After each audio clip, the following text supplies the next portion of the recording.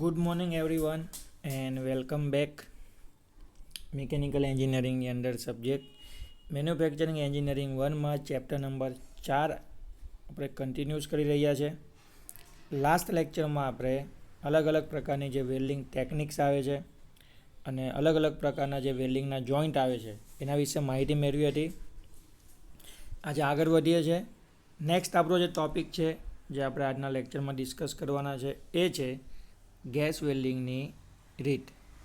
That means કે procedure for the gas welding. મતલબ શું થાય આનો? જ્યારે આપણે ગેસ વેલ્ડિંગ કરીએ ત્યારે કઈ કઈ પ્રોસિજર છે અથવા એ પ્રોસિજરની અંદર કયા સિક્વન્શિયલ સ્ટેપ છે, તબક્કાવાર જે પગથિયા કહીએ ને આપણે કે એક પછી એક જે પ્રોસેસ કરવામાં આવે છે ગેસ વેલ્ડિંગ કરતી વખતે એ આપણે જોવાની છે. તેમાં સૌથી પહેલું છે વર્કપીસના છેડાની સફાઈ કરવી. પ્રિપેરેશન ઓફ ધી એજ અથવા એજ પ્રિપેરેશન કહીએ છીએ. તમારે જે પણ વર્કપીસનું વેલ્ડિંગ કરવાનું હોય એની પહેલાં પ્રોપરલી સફાઈ કરી લેવાની. ત્યાર પછી છેડાની તૈયારી કરવી. ગઈકાલે મેં તમને ટાઈપ્સ ઓફ જોઈન્ટ બતાવ્યા, એમાં આપણે જોયું કે યુ શેપમાં, વી શેપમાં, પછી અમુક એંગલ ઉપર, બરાબર. વર્કપીસની સરફેસને શું કરવામાં આવે છે? કટ કરવામાં આવે છે અથવા ગ્રાઇન્ડિંગ કરી દેવામાં આવે છે, તો એ કરવું. ત્યાર પછી જે બે વર્કપીસનું વેલ્ડિંગ કરવાનું છે એને પ્રોપરલી ગોઠવવા, મતલબ કે છેડાની ગોઠવણી કરવી. ચોથું છે બ્લોક પાઇપ તરફનું બાટલાનું ગેસનું દબાણ જરૂરિયાત મુજબ ગોઠવવું. ક્લિયર? તમને ખબર છે કે ગેસ વેલ્ડિંગ કરવાનું છે. ગેસ વેલ્ડિંગની અંદર આપણે બે ગેસને પ્રોપરલી મિક્સ કરીને યુઝ કરવાના છે. તો જે બ્લો પાઇપ તરફ, મતલબ જ્યાં સ્ટાર્ટિંગમાં આપણું સિલિન્ડરની ઉપર જે વાલ્વ હોય છે એને ઓપરેટ કરીને એક વ્યવસ્થિત પ્રેશર સેટ કરવું. ત્યાર પછી જે આપણી વેલ્ડિંગ ટોર્ચમાં પ્રેશર રેગ્યુલેટ કરવા માટેના જે વાલ્વ હોય છે એને સેટ કરીને ફાઇનલી જે આપણી ફ્લેમ તૈયાર કરીએ છીએ આપણે જ્યોત, એ તૈયાર કરવી. Preparation of the flame. Tack welding એટલે કે એક અમુક જગ્યાએ ડોટ મૂકીને વેલ્ડિંગ ચેક કરી લેવું, વેલ્ડિંગનું ટ્રેક કરી લેવું અને ફાઇનલી વેલ્ડિંગ પ્રોસેસ સ્ટાર્ટ કરી દેવું. ઓકે, તો આ 7 જે સિક્વન્શિયલ સ્ટેપ છે એ આપણે ફોલો કરવા પડશે જ્યારે પણ આપણે વેલ્ડિંગ પ્રોસેસ કરીશું ત્યારે. ઓકે, હવે આ 7 સ્ટેપ કયા છે? તો કે વેલ્ડિંગ કરો છો તે અને વેલ્ડિંગ કરતાં પહેલાંની પ્રોસેસ. હવે વેલ્ડિંગ થઈ ગયું, 7મા સ્ટેપમાં આપણે વેલ્ડિંગ પ્રોસેસ પૂરી કરી લીધી. વેલ્ડિંગ એવું નથી કે જોઈન્ટ વાગી ગયું, વેલ્ડિંગ થઈ ગયું એટલે ઊભા થઈ જવાનું. ના, વેલ્ડિંગ પતી ગયા પછી પણ થોડી ઘણી પ્રોસેસ આપણે કરવી પડશે. જેમાં કહે છે કે સ્લેગને દૂર કરવું. વેલ્ડિંગની ઉપર જે ઓક્સાઇડનું લેયર, જે વ્હાઇટ કલરની છારી પોપડી બાજી ગઈ છે ને, એને આપણે દૂર કરવી પડે. દૂર કરવા માટે આપણે શું યુઝ કરીએ છીએ? તો કે ચીપિંગ હેમર આવે છે, એક અણીવાળી હથોડી આવે, એ તમારે વેલ્ડિંગના જોઈન્ટ ઉપર ધીમે ધીમે અથાડવાની, ઠોકવાની, મારવાની. એટલે એની ઉપર જે બી પોપડા સ્લેગ જામ્યો હશે એ નીકળી જશે. ત્યાર પછી વેલ્ડિંગ પછીની પ્રક્રિયાઓ કરવી. મતલબ વેલ્ડિંગ પહેલાં કરો ને એ પ્રી વેલ્ડિંગ પ્રોસેસ કહેવાય, અને વેલ્ડિંગ પછી કરો અને પોસ્ટ વેલ્ડિંગ ઓપરેશન કહેવાય. તો એ જે કરવા પડે છે એ કરો. જેમ કે ગ્રાઇન્ડિંગ કરવું, સપાટીઓને સાફ કરવી, બરાબર છે. ઓલા જે વેલ્ડિંગના છાંટા ઉડ્યા હોય એને સાફ કરવા. અને સૌથી છેલ્લું લાસ્ટ, તમે જે બી કોમ્પોનન્ટનું વેલ્ડિંગ કર્યું છે એનું ઇન્સ્પેક્શન કરવું. ઇન્સ્પેક્શન શું કામ કરવું પડે? તો કે ઇન્સ્પેક્શન કરવાથી ખબર પડે કે વેલ્ડિંગની અંદર કયા પ્રકારની ખામી ક્રિએટ થઈ છે તે. ક્લિયર? એનાથી તમે સુધારી શકો છો, ખામી દૂર કરી શકો છો, વેલ્ડિંગની ક્વોલિટી સુધારી શકો છો. ચાલો આગળ જોઈએ. ખૂબ જ ઇમ્પોર્ટન્ટ કહી શકાય એવો ક્વેશ્ચન છે, તમને 3 થી 4 માર્ક્સમાં પૂછાઈ જાય એવો. ગેસ વેલ્ડિંગના ફાયદાઓ એટલે કે એડવાન્ટેજીસ, ગેરફાયદાઓ એટલે કે ડિસએડવાન્ટેજીસ અને એના ઉપયોગો. ઓકે, સ્ટાર્ટ કરીએ છીએ ફટાફટ. ઘણી બધી વસ્તુ તમે જાણતા હશો આમાંથી. ગેસ વેલ્ડિંગના એડવાન્ટેજીસ એટલે કે ફાયદાઓની વાત કરીએ તો પહેલું, ઉત્પાદન તથા સમારકામ પ્રક્રિયામાં ખૂબ જ સરળતાથી વપરાય છે. ઉત્પાદન એટલે કંઈક વસ્તુ તમારે મેન્યુફેક્ચરિંગ કરવી હોય અને સમારકામ એટલે રિપેરિંગ કરવું હોય તો એમાં ગેસ વેલ્ડિંગ સૌથી વધુ વપરાય છે. ઓક્સિજન અને એસેટિલિન ગેસનું વેલ્ડિંગ ટોર્ચ દ્વારા નિયંત્રણ કરી જ્યોતનું જરૂરી ટેમ્પરેચર મેળવી શકાય છે. આ માટે અલગ અલગ જે ધાતુ હોય છે એને જરૂરી તાપમાને પીગારીને અથવા ધાતુરસને પીગાળવા માટે જે બી જરૂરી તાપમાન છે એ મેળવવામાં એનો ઉપયોગ થાય છે. ઓક્સીએસિટિલિન જોટનો ઉપયોગ વેલ્ડિંગ ઉપરાંત brazing, soldering, bending, gas cutting, pre heating વગેરે માટે પણ કરી શકાય છે. આપણી જે ગેસ વેલ્ડિંગની ટોચ છે ને એનાથી આપણે ખાલી વેલ્ડિંગ નથી કરી શકતા. વેલ્ડિંગ તો કરી શકીશું પણ સાથે સાથે વેલ્ડિંગ જેવી જ પ્રોસેસ આવે છે બ્રેઝિંગ અને સોલ્ડરિંગ એ કરી શકીએ છીએ. બેન્ડિંગ પ્રોસેસ આવે છે હોટ વર્કિંગ પ્રોસેસની અંદર. ગેસ કટિંગ પ્રોસેસ આવે છે એ કરી શકીએ છીએ. પ્રી હીટિંગ એટલે વર્કપીસને થોડો ગરમ કરવો એ પણ કરી શકીએ છીએ. ચોથું છે ધાતુને ગરમ થવાનો તથા ઠંડા પાડવાનો દર પ્રમાણમાં ઓછો છે. જ્યારે વેલ્ડિંગ થઈ જાય ત્યારે ધાતુને આપણે થોડી વાર મૂકી રાખવી પડે.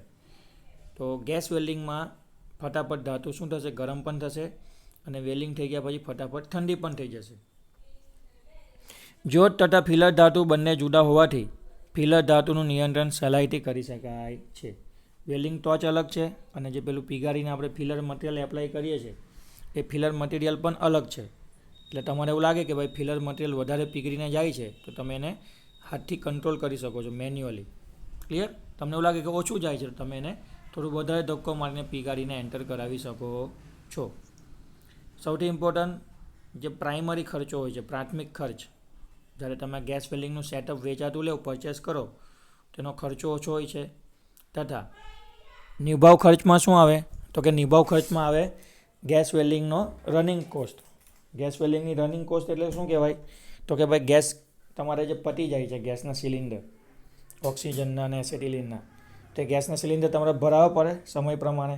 જેમ જેમ વપરાય જેમ જેમ ખાલી થાય તેમ તેમ તમારે ભરાઈને નવા લાવવા પડે. તો એનો જે રનિંગ ખર્ચ છે અને જે પરચેસિંગ ખર્ચ છે એટલે કે પ્રાઇમરી કોસ્ટ અને નિભાવ ખર્ચ એટલે કે રનિંગ કોસ્ટ કેવો છે, સહેલાઈથી હેન્ડલ કરી શકાય એવો છે. અને આખું જે સેટઅપ હોય છે પોર્ટેબલ હોય છે. તમારે જ્યાં જરૂર પડે ત્યાં તમે લઈ જઈ શકો છો એને. ઓકે, કોઈ ફિક્સ જગ્યા એવું નથી કે ત્યાં જ કરવાનું. તમને જ્યાં જરૂર લાગે ત્યાં તમે આખો સેટઅપ લઈ જઈને કોઈપણ જગ્યાએ વેલ્ડિંગ પ્રોસેસ કરી શકો છો. ડિસએડવાન્ટેજીસ જો ઘણા બધા દેખાય છે, મતલબ ઘણું બધું નુકસાન થતું હશે છતાં પણ ઇન્ડસ્ટ્રીમાં ગેસ વેલ્ડિંગ પ્રોસેસ યુઝ થાય છે. ઓકે, જોઈએ શું કહે છે ડિસએડવાન્ટેજીસની અંદર. ગેસ વેલ્ડિંગથી ભારે સેક્શનવાળા ભાગોનું જોડાણ કરકસરયુક્ત થતું નથી. કોઈ હેવી સેક્શન આવી જાય એનું તમારે જો ગેસ વેલ્ડિંગ કરવાનું હોય તો પછી ત્યાં તમારે ઘણી બધી ફિલર મટીરિયલ પીગાળીને એન્ટર કરાવવી પડે. તો એમાં તમારા પૈસા બચશે નહીં, ખર્ચો થોડો વધારે થશે. ગેસ જોટનું તાપમાન બીજી વેલ્ડિંગ પ્રક્રિયાના પ્રમાણમાં સીમિત છે. અમુક લિમિટ સુધી જ તમે ટેમ્પરેચર ક્રિએટ કરી શકો છો. પછી તમને એવું લાગે કે બહુ હાર્ડ મટીરિયલ છે અને પીગાળવું છે તો પછી ગેસ વેલ્ડિંગ થઈ શકશે નહીં.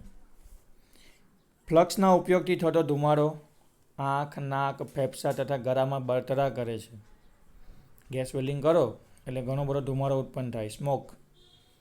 આંખમાં ચચરે, નાકમાં ચચરે, ફેફસાનું નુકસાન થાય, ગળામાં તમને ચચરે અથવા વોમિટ જેવું પણ થાય. બરાબર, અમુકને તો હાંફો ચડી જાય છે ભાઈ, ઢીલા પોચા લોકો.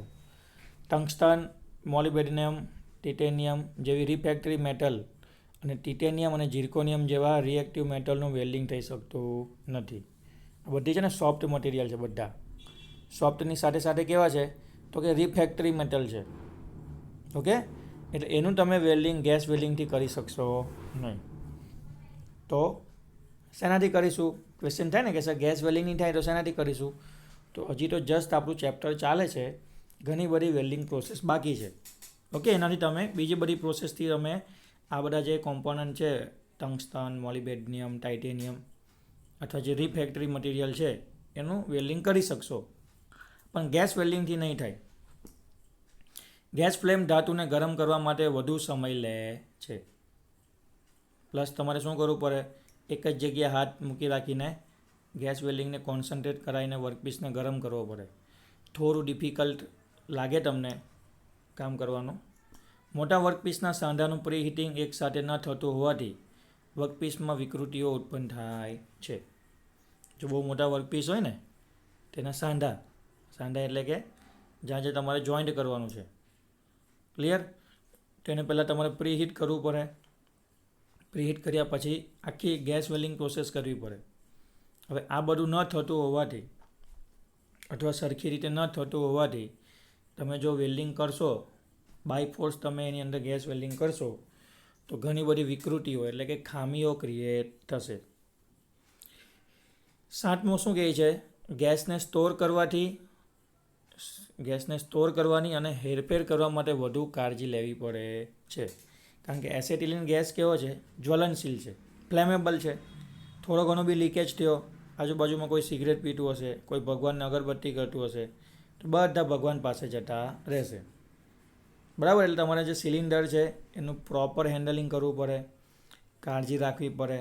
સાથે સાથે જે પેલા ફાયર સેફ્ટીના જે સિલિન્ડર આવે છે આગ હલાવવાના, બરાબર, એની બી તમારે અરેન્જમેન્ટ રાખવી પડે. નહીં હોય તો વેચાતા લેવા પડે. બરાબર? સેફ્ટી માટે થોડું ધ્યાન રાખવું પડે એવું કહે છે. એસેટિલિન અને ઓક્સિજન ગેસ પ્રમાણમાં કેવા છે? મોંઘા છે. અત્યારે બધા સમજી જ ગયા છે. કોરોનાના વખતે લોકડાઉનમાં લોકોને ઓક્સિજનની અછત પડતી હતી. બહારથી આપણે ઓક્સિજન આપતા હતા પેશન્ટને, તો ઓક્સિજનનો ભાવ તમને ખબર પડી જ જાય કે અત્યારે ઓક્સિજન કેટલામાં મળે છે. આપણે તો ભરપૂર જોઈએ છે પાછું વેલ્ડિંગ કરવા માટે.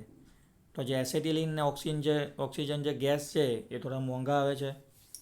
થોડો ઘણો ખર્ચો તમને દેખાય.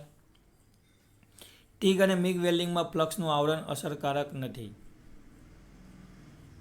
ઓકે, જે આપણે આગળ વેલ્ડિંગ પ્રોસેસ જોવાના છે, tungsten inert gas welding, metal inert gas welding, તો એને કમ્પેરમાં અથવા એની સાથે ગેસ વેલ્ડિંગની જો વાત કરીએ તો જો આપણે ફ્લક્સનું આવરણ કરીશું ઓક્સિડેશનથી બચાવવા માટે, આખી વેલ્ડિંગ પ્રોસેસને ઓક્સિડેશનથી બચાવવા માટે આપણે ફ્લક્સ એપ્લાય કરીએ છીએ, તો એ થોડું એપ્લિકેબલ થતું નથી.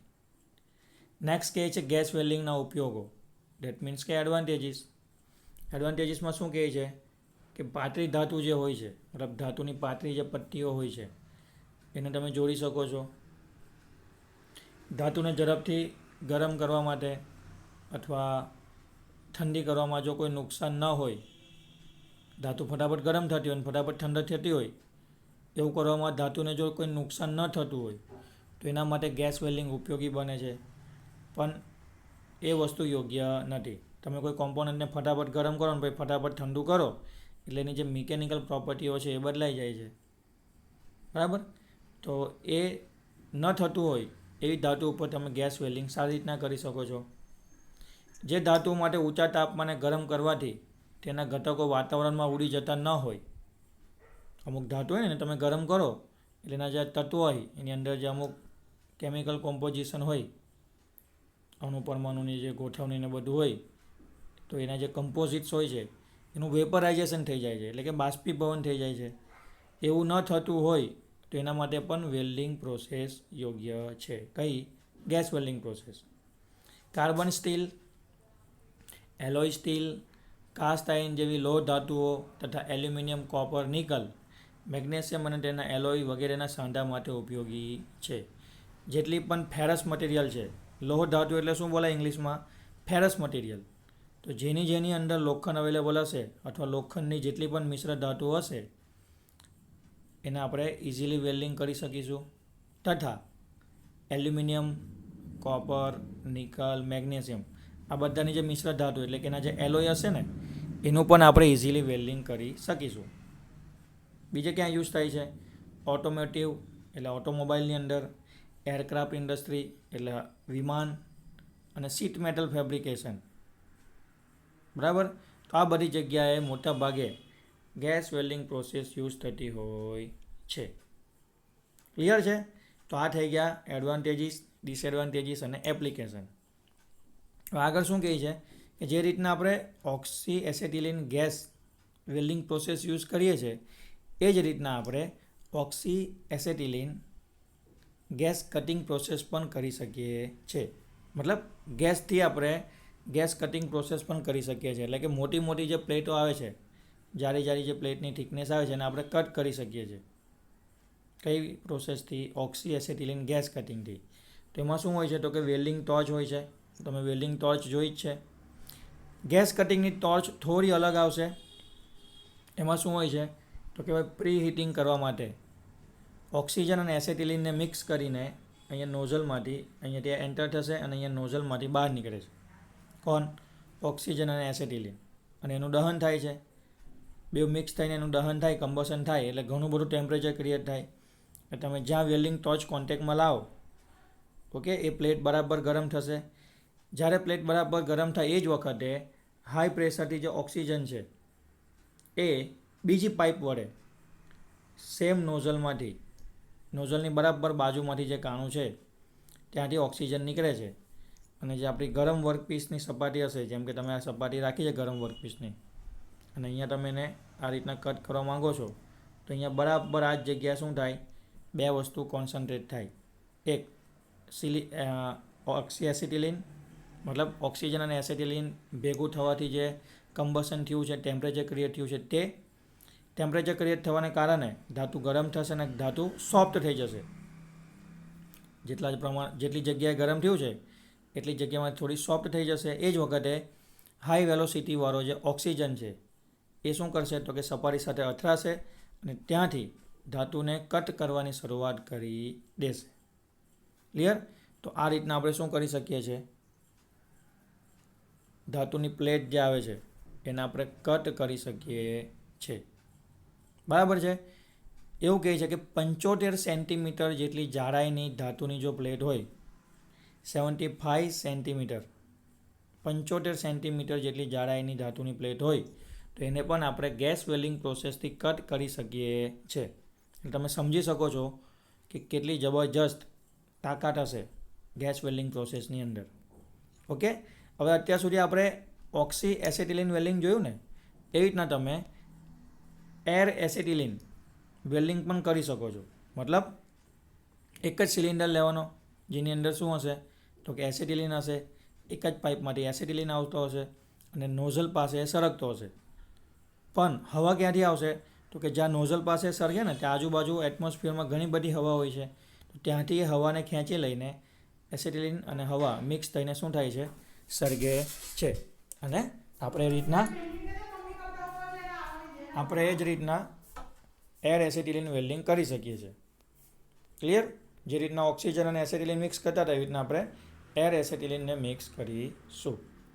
એ જ રીતના બીજી જે આપણી એલપીજી, એટલે કે આપણો જે ગેસનો સિલિન્ડર આવે છે ને, લિક્વિફાઈડ પેટ્રોલિયમ ગેસ, આપણા ઘરે જે કુકિંગ માટેનો સિલિન્ડર આવે છે એલપીજી, તો એલપીજી અને ઓક્સિજન એ બેને મિક્સ કરીને પણ આપણે ગેસ વેલ્ડિંગ પ્રોસેસ કરી શકીએ છીએ.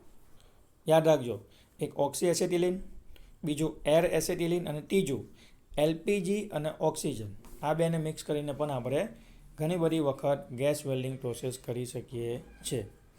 તો અહીંયા આપણો ગેસ વેલ્ડિંગનો ટોટલ ટોપિક પૂરો થાય છે. નેક્સ્ટ લેક્ચરમાં આપણે બીજી જે વેલ્ડિંગ પ્રોસેસ છે, જેને આપણે આર્ક વેલ્ડિંગ પ્રોસેસ કહીએ છીએ, એના ઉપર ડિસ્કશન કરીશું. અહીંયા સુધી રાખીએ છીએ આજના લેક્ચરમાં. મળીશું આવતીકાલે. Thank you.